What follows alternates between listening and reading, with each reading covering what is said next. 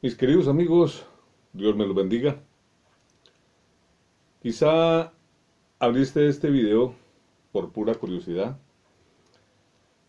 Yo espero que esa curiosidad te ayude a abrir hoy un poco los ojos y descubras unas cuantas verdades que te han estado ocultas, quizá no porque estén muy ocultas, sino porque vas demasiado rápido por la vida y no te has tomado el tiempo suficiente para investigar por tu propia cuenta, sobre todo con respecto a tus creencias religiosas. Se nos habla hoy en día de sana doctrina, de iglesias de sana doctrina, de religiones de sana doctrina, sectas de sana doctrina. Y gente me ha preguntado, pero ¿realmente qué es la sana doctrina? Es una muy buena pregunta. Primero que todo quiero empezar a contarte una historia para desenmarañar un poquito esto de esta sana doctrina o falsa doctrina. ¿Qué es una sana doctrina y qué es una falsa doctrina? Donde posiblemente o donde supuestamente enseñan una sana doctrina, que yo creo que de pronto las intenciones de muchas congregaciones, de muchas iglesias son muy sinceras por enseñar supuestamente una sana doctrina, pero que están errados. ¿Errados por qué? Porque la humanidad entera se ha dedicado a adorar a un falso Dios que le ha impuesto la religión, sobre todo la religión que sale de este famoso libro, la Biblia, con el que nos vamos a basar hoy para corroborar todo lo que os voy a decir. No viene nada de parte mía. Habrá mucha gente que diga inclusive que sucede que yo interpreto a mí según mis creencias o según mi forma de discernir la palabra, y yo os digo que no, que la Biblia se interpreta sola. Fue escrita precisamente para un pueblo que escasamente sabía leer. No se escribió para eruditos, para eruditos. Sin más rodeos, porque ya estoy dando como muchos rodeos y yo sé que los videos largos cansan a las personas, vamos a empezar. Hace 4500 años, un falso profeta llamado Moisés se le, se le presentó a un pueblo, que supuestamente era el pueblo de Dios, el pueblo de Israel, que supuestamente estaba prisionero en Egipto, y se los llevó con una cantidad de mentiras y de falsas promesas para entregarles una tierra prometida, una tierra donde fluía leche y miel, pero que a la postre resultó no ser más que un sofisma porque esta tierra no existía. Jamás existió esa tierra prometida. ¿Qué significa aquello de una tierra que fluye leche y miel? Vamos a desglosar un poquito. Para que fluya la leche y la miel, primero se tienen que dar varias condiciones. Para que fluya la miel, quiere decir que hay demasiadas abejas en el ambiente. Si fluye la miel es porque hay muchas colmenas. Si hay muchas colmenas es porque hay muchas abejas. Si hay muchas abejas es porque hay mucho verde, hay mucha flor. Y si hay mucha flor es porque hay mucho fruto. Entonces era una tierra paradisiaca donde abundaba absolutamente la comida. Si fluía la leche, quiere decir que habían demasiados ganados. Si habían demasiados ganados, quiere decir que había demasiados pastos, demasiados pastizales, demasiada hierba verde, y por eso fluía la leche. ¿Realmente se los llevó para esa tierra prometida? No. Este falso profeta se llevó a esta gente, a este pueblo en promedio, dicen, nunca se han puesto de acuerdo los historiadores de qué cantidad de personas iban allí en aquel remanente que emigró de Egipto, pero hablan de unos 600.000, cerca de 600.000. ¿Y qué hizo este Moisés? Se los llevó para el desierto, para un desierto, donde los tuvo dando vueltas en redondo alrededor de 40 años, sin que estos llegaran nunca a conocer la famosa tierra prometida. E inclusive ni el mismo Moisés tuvo oportunidad de ir a conocerla porque no existía. Luego este mismo profeta le impuso una ley humana, no una ley divina, le impuso una ley humana a este pueblo, con la cual los gobernó y los esclavizó allí en aquel desierto. Los esclavizó al punto que muchos inclusive trataron de escapar. 40 años dando vuelta en un desierto y muchos dirán, ¿y por qué no huyeron? Porque no podían. Estaban prisioneros. ¿Prisioneros de qué? Este profeta iba acompañado por un Dios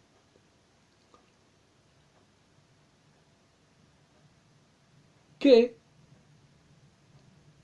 le blindó el campamento, este gran campamento de 600.000 personas con unas serpientes, dice la palabra, unas serpientes antiguas, unas serpientes de fuego. Estas serpientes mordían a todo el, picaban, mordían a todo el que se salía del campamento, que trataba de vivir, entonces lo mordían y se moría. Llegó a tal punto este control de la gente que trataba de escapar, que muchas veces inclusive se descachaban un poco y digamos sacaban el pie del lindero, del límite donde podían, hasta donde podían acercarse y eran mordidos. Entonces empezaron a quejarse ante Moisés. Y bueno, mire Moisés, nosotros no estamos de acuerdo que estas serpientes nos muerdan, ¿cómo hacemos todo este cuento? Nos estamos muriendo y aquí no vamos a ninguna parte. Y dicen que Moisés fue y habló con Jehová, con el Dios que Moisés llevaba en una tienda de campaña que le mandó hacer, en un tabernáculo de 3 secciones, donde en una estaba este Jehová, en la otra podía entrar Moisés y a la otra podían entrar los sacerdotes. Tenía que brindarle a este Jehová una cantidad de ofrendas y de holocaustos a mañana, tarde y noche. Esto era horrible. No solo tenía que ofrecerle joyas y cosas, sino que tenía que hacerle una cantidad de holocaustos que venían dentro de esa ley. Cuando Moisés se llevó al pueblo de Egipto, una de las promesas era que, primero, que iban a ser libres, que iban a disfrutar de una tierra, iban a tener propiedades y vacas y todas estas cosas, en una tierra donde fluía leche y miel, y que además llevarían oro y alhajas y ropas finas, sedas y todo que le quitaron a los judíos, a sus amos. Y verdaderamente así sucedió, se le quitaron absolutamente todo a este pueblo y se lo llevaron, pero para dedicárselo a este Jehová allí en el desierto. ¿Quién era este Jehová? Yo sé que aquí usted va a desorbitar los ojos y todavía está viendo este video. Este Jehová no era otro que Moloc, el mismo Satanás, la serpiente antigua que se llama Diablo y Satanás. Era una serpiente, la misma que fue castigada en el paraíso cuando engañó a Adán y Eva, que la condenaron a andar sobre su pecho, de que Dios emitió un juicio: sobre tu pecho andarás y polvo comerás todos los días de vuestra vida.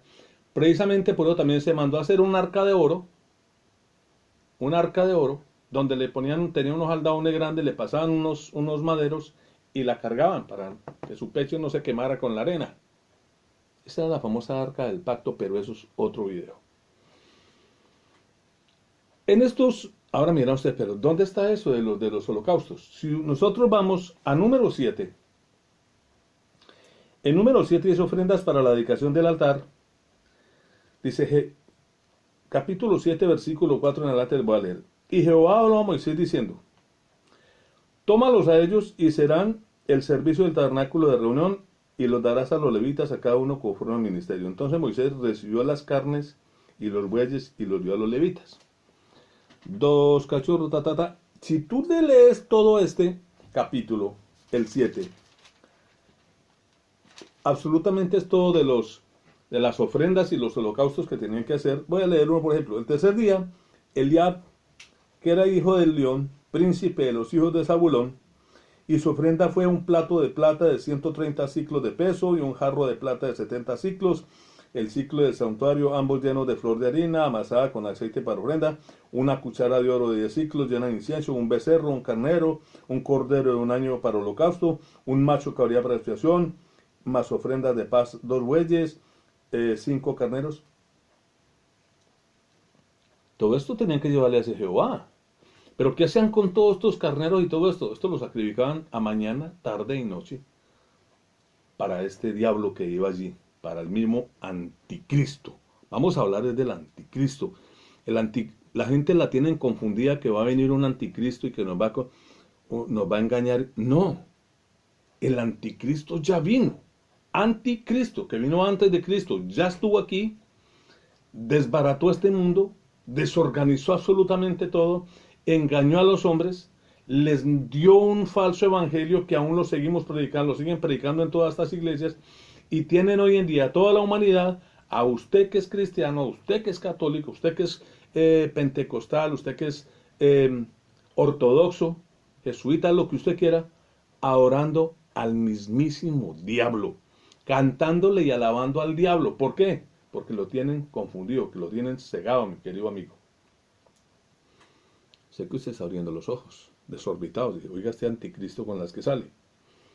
Todo esto está en la palabra. Yo le estoy leyendo lo que dice acá absolutamente en número 7. Ahora, ¿de dónde sale esta versión del anticristo? Hablemosla. Hollywood nos ha contado una historia muy bonita, los 10 mandamientos, donde Moisés entra al Egipto y vence al faraón y lo castiga con 1000 plagas y acaba con este pueblo, acaba hasta, discúlpenme la expresión, hasta con el nido del perro. Después se carga este pueblo, se lo lleva y en el desierto y vencen al faraón y le echan sus carros al mar y hay canciones y echó a la mar los carros del faraón, ay, ay, ay, y la gente goza cantando y salta y disfruta porque vencieron al faraón. La historia no es como nos la cuenta, mi querido amigo. Este pueblo que estuvo prisionero allí, esclavizado, donde lo mantenían, no había un pan que cayera del cielo. Cogían unas semillas de ácimo y hacían un pan, que lo comían todos los días, que la gente se restió. Lo que pasa es que no podían hablar, porque la primera vez que protestaron, vino Jehová, ese Jehová que cargaban así, puso bravo y mató 14.000 personas en un solo día. Una matanza la horrible, que si no es porque Moisés subió a orar, acaba con el pueblo de una vez. No los acabó, pero le lanzó como una especie de maldición donde le dijo: no conocerán la tierra prometida los mayores de 16 años o 18 años. Y estos otros tampoco la conocieron, los menores de 18, porque a todos los convirtieron en soldados y murieron en todas las guerras que Moisés los metió para pelear con filisteos, con cananeos, con jebuseos, con fereceos, con todo lo que usted quiera. Para robarse unas tierras cultivadas, unas tierras que esta gente llevaba años trabajando con el sudor de su frente, de sus familias. Habían roto el desierto, lo han hecho producir, y estos simplemente fueron allí al desierto a prepararse como guerreros para entrar y irrumpir, acabar con todo el mundo, mataron a toda esta gente y se le robaron sus tierras. ¿Tierra prometida? ¿Por qué no se escapaban cuando estuvieron prisioneros en el desierto? Porque había una serpiente que los mordía. Entonces, cuando la gente protestó, Moisés fue y habló con con la serpiente, y dijo: Jehová, el pueblo está aburrido, que está protestando, que se los muerden las culebras, entonces no. Era con una doble intención la mordida de la serpiente. Primero, al que se escapaba, pues lo mordía la serpiente y se moría en pleno desierto. Al que lo mordía y se quedaba, Jehová le ordenó a Moisés que hiciera una gigantesca serpiente, una imagen suya, una serpiente de bronce, que la colocara en el centro del campamento. Esta serpiente se llamó Neustán, y todo aquel que lo mordiera una serpiente simplemente tenía que ir y correr, arrodillarse entre la imagen, adorarla, y la sanaba. Lo que sucede hoy con la medicina, que te mandan una peste y después ellos te mandan la vacuna. ¿Dónde está esto? Números 21:4. Esto es con la palabra de Dios en la mano, con la Biblia. Yo no me lo estoy inventando. Si tiene los ojos desorbitados, claro, aterradísimo, pero dice la palabra: después partieron del monte de Horeb, del Mar Rojo, para rodear la tierra de Edom, y se desanimó el pueblo por el camino, y habló el pueblo contra Dios y contra Moisés: ¿por qué nos hiciste subir de Egipto para que muramos en este desierto? pero no hay pan ni agua. Escuchen, no había el famoso maná, no hay pan ni agua, y nuestra alma tiene fastidio de ese pan tan liviano. Y Jehová envió entre el pueblo serpientes ardientes que mordían al pueblo, y murió mucho pueblo de Israel. Entonces el pueblo vino a Moisés y dijo: hemos pecado por haber hablado contra Jehová y contra ti. Ruega a Jehová que quite de nosotros estas serpientes. Y Moisés oró por el pueblo. Y Jehová dijo a Moisés, este es Jehová: hazte una serpiente ardiente y ponla sobre un asta, y cualquiera que fuere mordido y mirare a ella, vivirá. Y Moisés hizo una serpiente de bronce y la puso sobre un asta, y cuando alguna serpiente mordía a alguno, miraba a la serpiente de bronce y vivía. Esta era la imagen del mismo Moloch, del mismo anticristo, del mismo Dios que tenían allí. Ahora, ¿de dónde sale esto? Si nosotros vamos a Amós,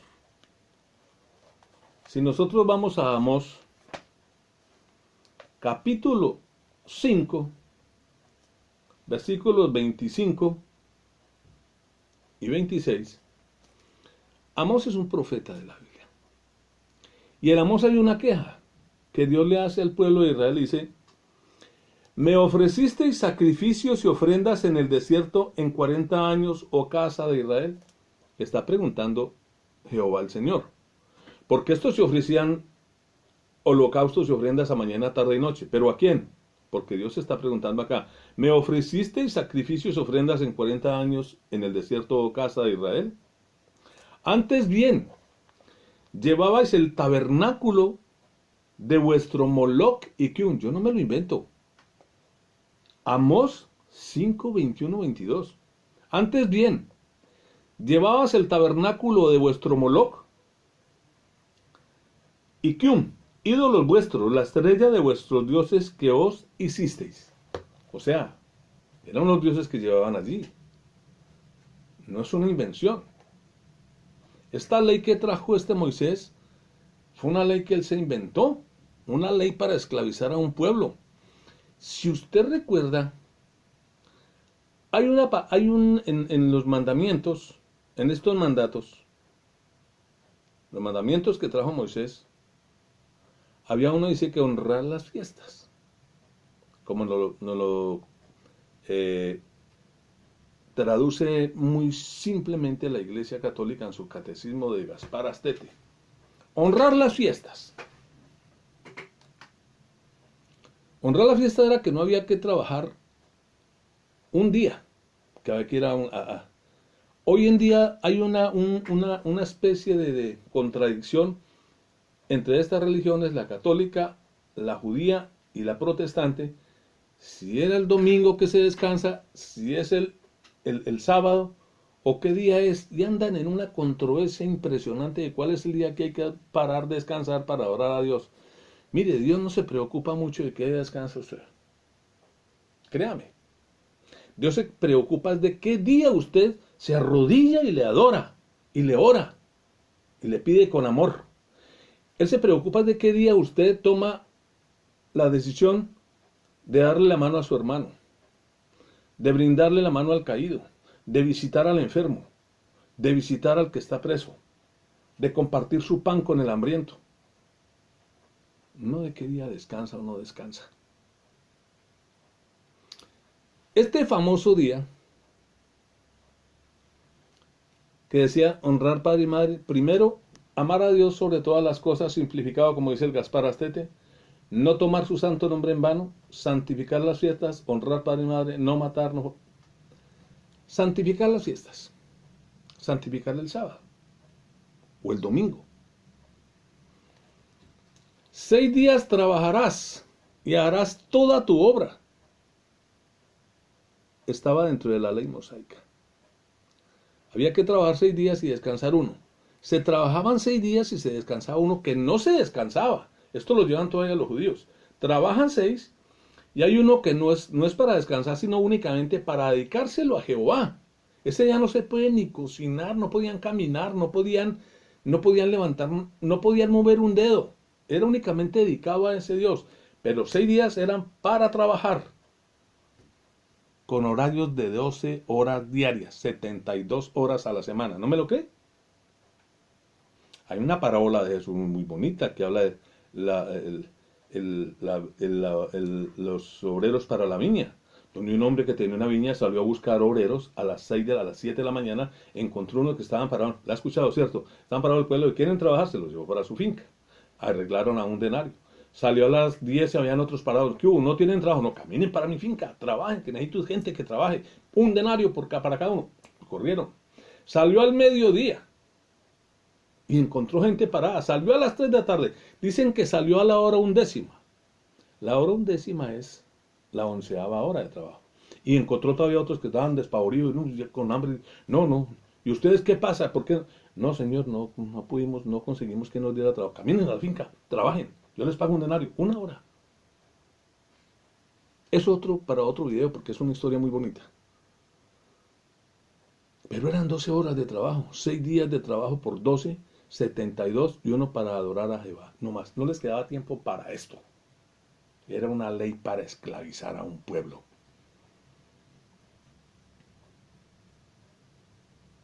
Ahora dirán ustedes, bueno, pero es que esa ley, ¿de dónde salió eso? Eso fue un mandamiento, una ley que se inventó don Moisés. Si ustedes recuerdan, este Moisés trajo unas tablas que rompió y luego fue por otras y luego acomodó un montón de cosas.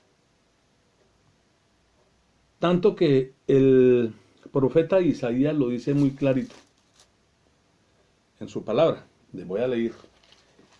Los voy a trasladar a Isaías 29:13. Isaías 29:13 hay una palabra que se las voy a leer, que dice lo siguiente. Dice pues el Señor, este pueblo se acerca a mí con su boca. Escúchelo. Isaías 29:13.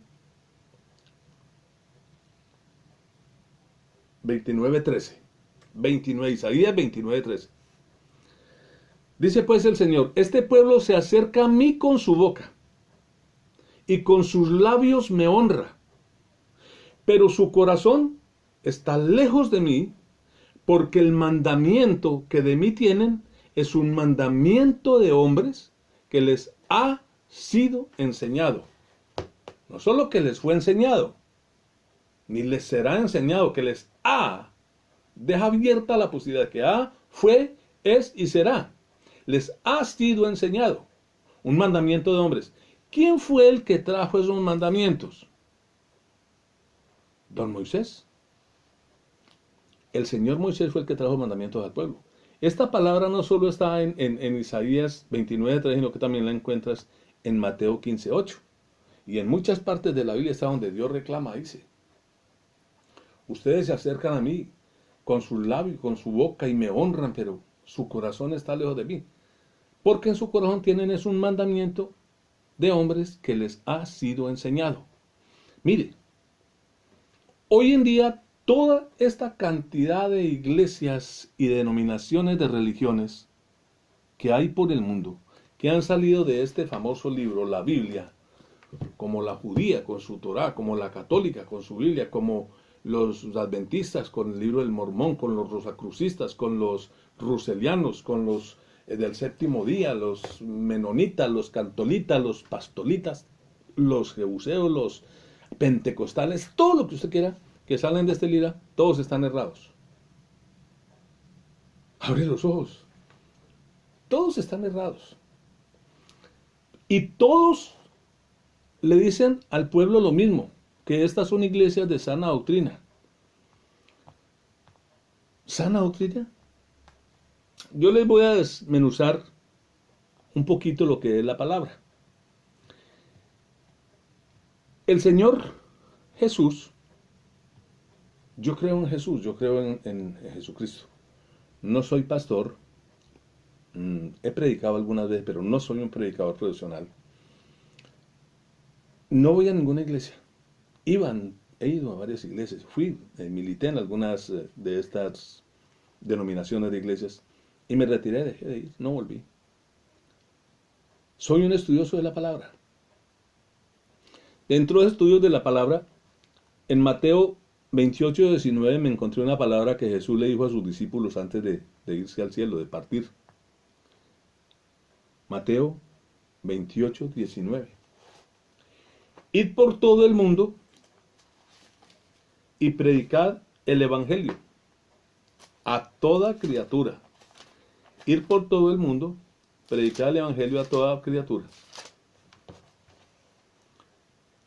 Hacer discípulos a todas las naciones, bautizándolas en el nombre del Padre, y del Hijo y del Espíritu Santo, enseñándoles que guarden todas las cosas que os he mandado, y aquí yo estoy con vosotros todos los días hasta el fin del mundo. Ir por todo el mundo y hacer discípulos, predicar la palabra. Él no dijo, vayan, armen rebaños o armen iglesias y organicen cosas, garajes y todo, empiecen a... No, es predicar la palabra. Por eso hoy en día hay gente, me sucedió hoy que salí al centro y encuentra uno lo que llaman loquitos, parados en las esquinas y loquitas, predicando la palabra, solos, en el desierto. No, en el desierto no, allí en la esquina, en el centro, en la esquina de allí, o en la esquina de tu ciudad, en la esquina de tu barrio, solos, predicando en el desierto, porque allí, a pesar de que hay tanta gente, no hay nadie, porque la gente pasa, otro loco, una loca más, otro loco más, que bulla, que jartera, y te reparten volanticos, ay, para la basura, ¿cómo es? Evangélicos, protestantes, religiosos, tenemos una cantidad de denominaciones para calificar a esta gente que están predicando la palabra. Cristo está a las puertas. Lo que está predicando esta gente es que Cristo está a la puerta. Todo lo que está sucediendo en el mundo, que a la gente la tiene preocupada, es cuándo termina esto para volver a negociar y volver a hacer aquel negocio, volver a empezar y volver a surtir. ¡No! Este es el principio de dolor, esto apenas está comenzando. Vienen cosas peores, mi querido amigo. Estamos en el fin de los tiempos. Cristo está a la puerta. Y todos estos loquitos que están predicando en las esquinas, simple y llanamente te están diciendo, están cumpliendo la voluntad de Jesús. Predicad el evangelio a toda criatura. Por eso, en la profecía en Mateo 24, la única profecía que yo creo que la dejó Jesús, que él habla de que habrán guerras, pestes, conatos de guerra, reino contra reino, nación contra nación, vendrá hambre, peste y guerra, vendrán falsos profetas, una cantidad de cosas. Pero hay una condición, cuando los discípulos le preguntaron, bueno, ¿y cuándo era el fin de los tiempos? Primero habrá esto, vendrán falsos cristos, habrán falsos profetas que se engañarán a todos, vendrán hambres, guerras, pestes, todas. Pero hay una condición,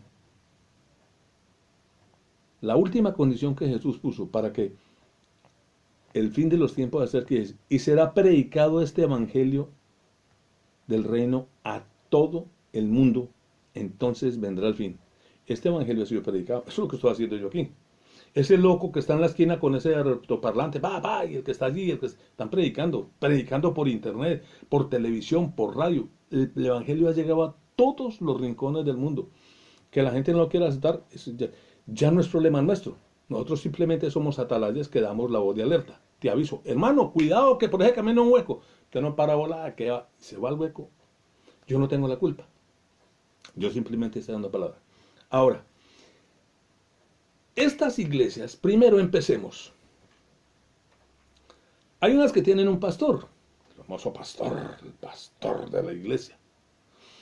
Jesús dice en su palabra, yo soy el buen pastor. El buen pastor. Estos simplemente son lobos disfrazados de ovejas, que montan estas congregaciones, estas mega iglesias para desplumar a sus feligreses y llenarse de plata. Toman otras denominaciones peores. Hay muchos que se hacen autollamar profetas.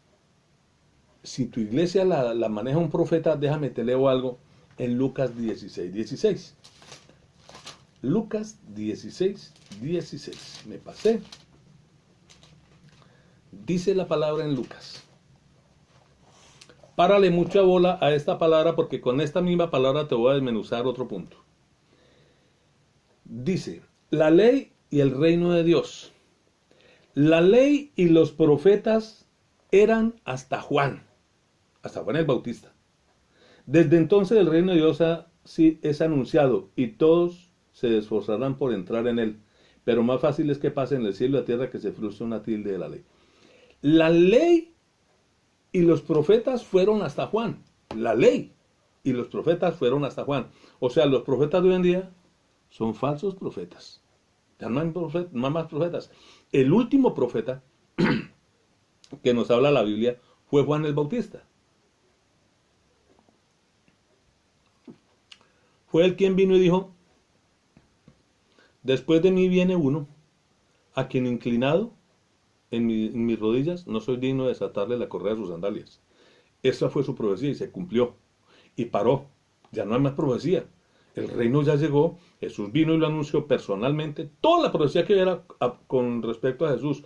¿Cuándo llegaría Jesús? ¿Cómo llegaría Jesús? ¿Cómo sería la vida de Jesús? ¿Qué pasaría con Jesús? ¿Cómo moriría? ¿Cómo resucitaría? ¿Qué pasaría? Toda la profecía era acerca de Jesús. Juan fue el último. La última profecía fue la de Juan. Ya no hay más profetas. No hay más profetas. Ahora, tu iglesia la dirige un profeta. Es un falso profeta.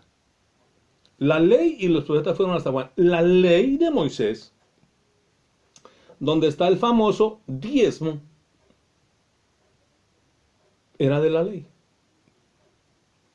Si tú diezmas porque cumples esa ley, tienes que cumplirla toda. Porque dice, esa ley era hasta Moisés, hasta Juan. Pero si tú la cumples, no dice que no, porque la palabra dice, pero más fácil es que pase en el cielo y la tierra a que se frustre una tilde de la ley. Si tú cumples ese pedacito de la ley de diezmar, porque lo haces por interés, porque cuanto más diezmas, más te devuelven. Ojo, tienes que cumplir toda la ley, te tienes que circuncidar, tienes que ofrendar, tienes que hacer holocaustos, La ley es tremenda. Trabajar 6 días, descansar uno, no mover un dedo, no hacer esto, santificar, llevar una cantidad de fiestas.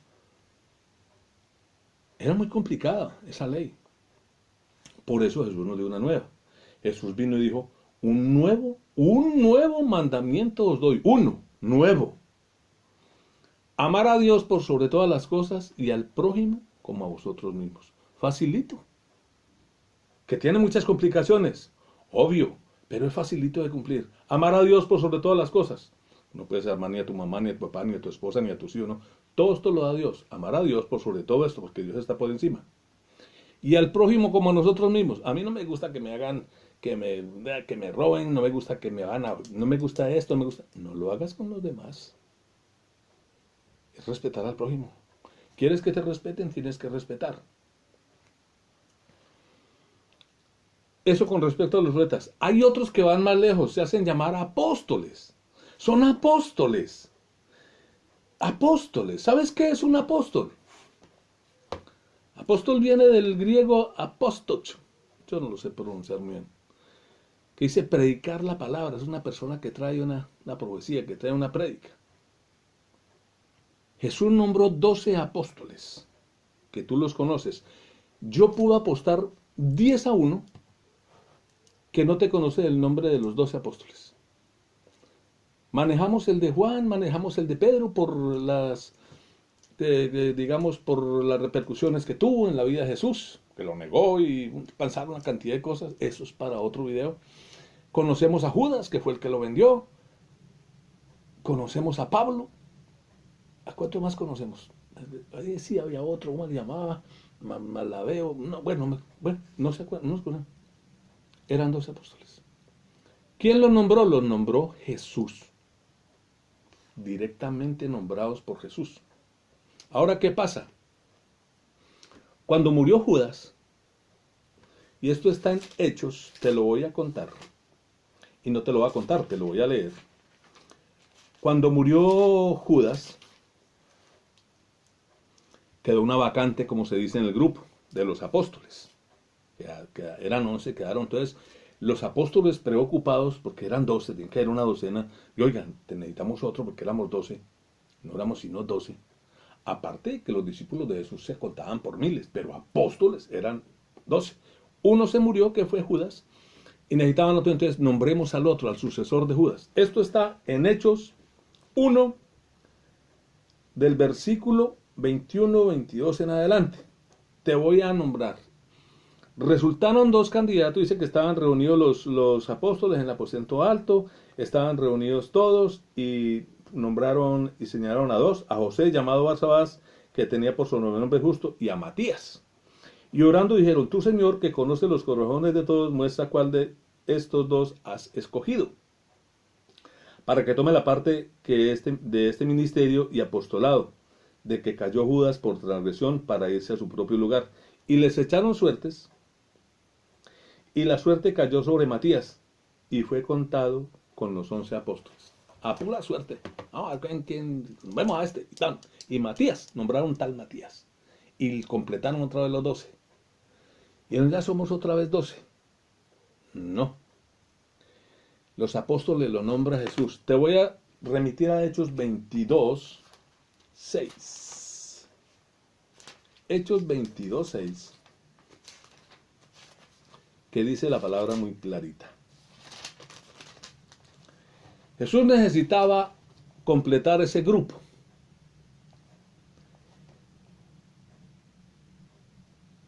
Y se encontró uno que cumplía con todos los requisitos según Jesús para cumplir el grupo que dice. Pero aconteció que yendo yo, está hablando Pablo de Tarso, llegando cerca a Damasco, cuando de noche de repente me rodeó una luz del cielo y caí en el suelo y una voz que me decía, Saulo, Saulo, ¿por qué me persigues? Yo entonces respondí, ¿quién eres, Señor? Y me dijo, yo soy Jesús de Nazaret, a quien tú persigues. Jesús se le apareció a un tal Saulo de Tarso y le recriminó porque Saulo andaba con credenciales de los fariseos para ir a perseguir cristianos y asesinarlos más. Y mataron a Esteban, mataron una cantidad. Pero Jesús le apareció, Pablo, ¿por qué me persigues? Entonces Pablo cayó de rodillas, que lo dejó ciego. Esto es para otro día. Después mandó a Ananías, mandó a otro apóstol, a otro discípulo, para que le impusiera la mano y le sanara la vista. Y Pablo se convirtió al cristianismo y fue prácticamente Pablo, el 12º apóstol, fue prácticamente Pablo el que escribió casi toda la Biblia, el Nuevo Testamento. Porque estos otros se dedicaron a otras cosas menos a predicar la palabra y a llevar el evangelio de la gloria. Entonces, si la persona que dirige tu congregación se hace llamar apóstol, es un falso profeta. Es un falso apóstol, porque los apóstoles solo los nombra Jesús. Ahora, la ley y los profetas fueron hasta Juan. En la ley está el famoso diezmo.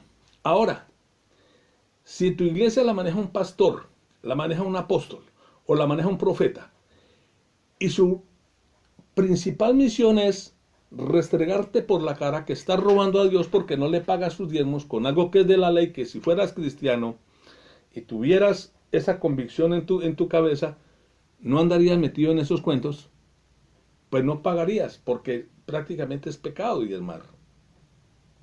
Y te voy a explicar por qué. Porque cuando tú diezmas, le estás diezmando al anticristo, al mismísimo diablo. Jehová de los ejércitos, el que acompañaba a Moisés allí en el desierto y todo esto, no es nada más y nada menos que el mismo Satanás, la serpiente antigua. Este es el que en el último libro del Antiguo Testamento, en Malaquías, que es el que te estregan en la cara y dice, ¿robará el hombre a su Dios? Pues vosotros la nación toda me habéis robado. Y dijiste, ¿en qué te hemos robado? Y en vuestros diezmos y ofrendas. Traed los diezmos a la alfolí y hay alimento en mi casa. Te estregan estas palabras. Santo Dios, estamos robando a Dios. No. Si en ese mismo libro de Malaquías fuéramos al capítulo 2, nos devolviéramos al capítulo 2, dice, ahora pues, oh sacerdotes, para vosotros este mandamiento. Para vosotros, oh sacerdotes. Es para los pastores. Para estos pastores, sacerdotes, son los que se roban el diezmo. Los que recogen el diezmo y se lo roban, se lo cargan. Tú no te estás robando nada, yo no doy nada, no estoy robando nada. ¿Por qué digo que este es el mismo Satanás? Mira, te voy a leer esta palabra. Que te la estregan para sacarte, para hacerte asustar y para robarte la plata. Porque dice, malditos sois con maldición, porque vosotros toda la nación me habéis robado. En la palabra de Dios dice que si tú le dices necio a tu hermano, o le dices fatuo, o lo maldices, eres digno del infierno. Tendrás juicio directamente con el infierno. No puedes maldecir a tu hermano. Dice, si cuando fueres a la iglesia vas a llevar tu ofrenda, allí te acuerdas que tienes algo con tu hermano, primero ve y reconcíliate con tu hermano, y luego sí ve y lleva tu ofrenda al altar. Tu ofrenda que es el corazón. Quizá lo has leído. No alcanza uno en un video a explicar absolutamente todo esto. Pero lo has escuchado. Ahora, si es delicado maldecir al hermano, peor es maldecir a un hijo. Y peor es que supuestamente Dios, este Jehová de los ejércitos, dice, malditos sois con maldición. Este maldice a sus hijos. Dios maldice a sus hijos. Dios nos maldice y Dios dice, venid benditos de mi Padre. Dijo Jesús, venid benditos de mi Padre. Nosotros somos benditos, hijos de Dios. Si somos cristianos y cumplimos la palabra de Dios y amamos a Dios, somos benditos de Dios, no malditos. Ahora, ¿puede un hombre probar a Dios? No. Yo vivo aquí en Inglaterra, yo no puedo probar a la reina. Mi majestad, si usted me rebaja los impuestos y usted hace esto y esto y esto, yo me arrodillo, me inclino ante ustedes. No, yo no puedo pactar con la reina, ponerle condiciones. La reina puede pactar conmigo, que soy su súbdito. Si usted paga los impuestos al día, si usted paga los impuestos al tiempo, yo le puedo una rebaja del 10%. Dios pacta con los hombres. Nosotros no podemos probar a Dios. Dios sí nos puede probar, Dios nos prueba. Este dice, traed los diezmos al alfolí y haya alimento en mi casa. Probadme ahora en esto, dice Jehová de los ejércitos, si no os abriré las ventanas de los cielos y derramaré sobre vosotros bendición hasta que sobreabunde. Reprenderé también por vosotros al devorador y no os destruirá el fruto de tu tierra, ni vuestra vida en el campo será estéril, dice Jehová de los ejércitos. Eso se llama chantaje, soborno. Si tú me traes a mí, yo te devuelvo, yo te doy. Eso es lo que hace la gente en estas iglesias. Por lo que estos pastores saben, estos profetas, estos apóstoles. Traigan la chequera. La iglesia se viene con la Biblia y la chequera. La Biblia para leerles estos versículos y la chequera para girar. Y entre más gire, Jehová les abre las puertas de los cielos, los sobreabunda y les da cantidad. Mi hermano, abre los ojos. En Corintios 3:15 le voy a leer una palabra. En la carta de los Corintios, del capítulo 3, versículo 15. Se la voy a leer. ¿Qué dice la palabra en Corintios? Muy clarita. Dice Corintios, segunda de Corintios 3:15. Me quedé en la primera, voy a la segunda. Dice la palabra.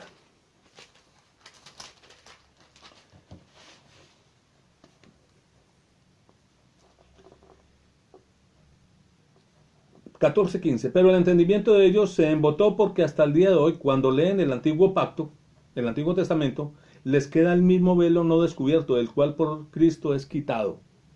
Y aún hasta el día de hoy, cuando leen a Moisés, el velo está puesto sobre el corazón de ellos.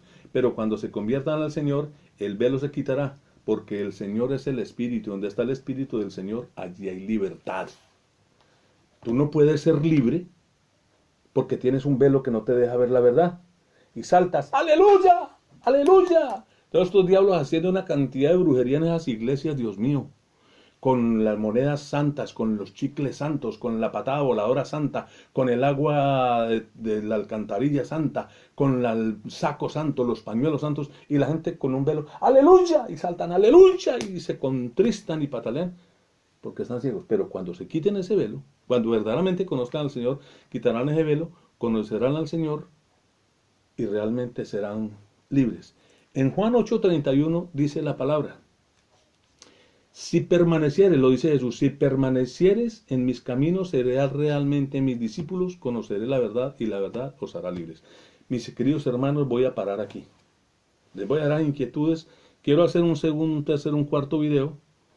Si usted quiere verlo y compartirlo con sus amigos, su familia, con alguna persona, dele like a este video.